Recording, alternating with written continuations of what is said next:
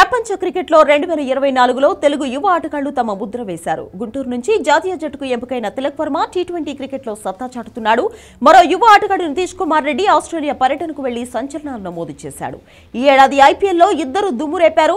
దీంతో జాతీయ జట్టులోకి ఎంపికైన ఈ ఇద్దరు ఇప్పుడు భారత క్రికెట్ టీంలో కీలక ఆటగాళ్లుగా ఎదుగుతున్నారు. టీ20లలో వర్మ వరుసగా 2 సెంచరీలు నమోదు చేసి సంచలనం సృష్టించాడు. ఇక నితీష్ కుమార్ రెడ్డి ఆస్ట్రేలియా పర్యటనలో భాగంగా తొలి 2 టెస్టుల్లో జట్టుకు విలువైన పరుగులు చేసి తనపై కోచ్ గౌతమ్ గంభీర్ పెట్టుకున్న నమ్మకాన్ని నిలబెట్టాడు.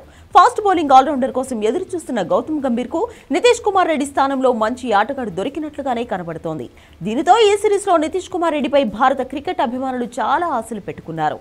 మంచి టెక్నిక్ తో బ్యాటింగ్ చేయడమే కాకుండా అవసరమైన సమయంలో పవర్ హిట్టింగ్ చేస్తూ పరుగులు రాబడుతున్నాడు. ఇక బౌలింగ్ లో కూడా పర్వాలేదనిపించాడు నితీష్ కుమార్ రెడ్డి. సీనియర్ ఆటగాళ్లు ఉన్నా సరే వాళ్ళని పక్కన పెట్టి నితీష్ కుమార్ రెడ్డి మీద నమ్మకంతో తీసుకోవడం, అతను మెరుగ్గా రాణించడం అనేది మంచి సంకేతంగా చెప్పాలి. ఇక తిలక్ వర్మ కూడా టీ20లలో 3వ స్థానంలో బ్యాటింగ్ కు వచ్చి వరుసగా 2 సెంచరీలు చేయడంతో ఆ స్థానంలో అతను దాదాపుగా ఖాయమైనట్లుగానే తెలుస్తోంది. లెఫ్ట్ హ్యాండర్ కావడంతో తుది జట్టులో అతన్ని కంటిన్యూ చేసేందుకు కెప్టెన్ సూర్యకుమార్ యాదవ్ సానుకూలంగా ఉన్నాడు.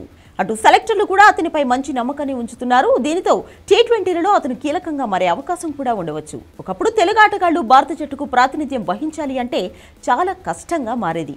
అసలు తుది జట్టులో స్థానం కోసం చాలా పోరాటం చేసిన పరిస్థితి. కానీ ఈసారి మాత్రం పరిస్థితులు చాలా వేగంగా మారుతున్నాయి.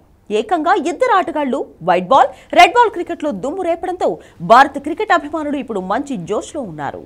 భవిష్యత్తులో వీరిద్దరూ టీమిండియాలో ఖచ్చితంగా కీలకంగా మారే అవకాశం కూడా ఉంది. ప్రస్తుతం టీమిండియాకు ఫాస్ట్ బౌలింగ్ ఆల్రౌండర్ లోటు ఉండడంతో నితీష్ కుమార్ రెడ్డి ఇదే ప్రదర్శన కొనసాగిస్తే రాబోయే మ్యాచ్లలో కీలకంగా ఆడితే వచ్చే ఏడాది జరగబోయే ఛాంపియన్స్ ట్రోఫీలో అలాగే ఇంగ్లాండ్ పర్యటనకు కూడా అతను ఎంపికయ్యే అవకాశం ఉండవచ్చు. ఇక తిలక్ వర్మ కూడా ఛాంపియన్ ట్రోఫీలో ఆడే అవకాశం ఉండవచ్చనే అభిప్రాయం కూడా వ్యక్తమవుతోంది.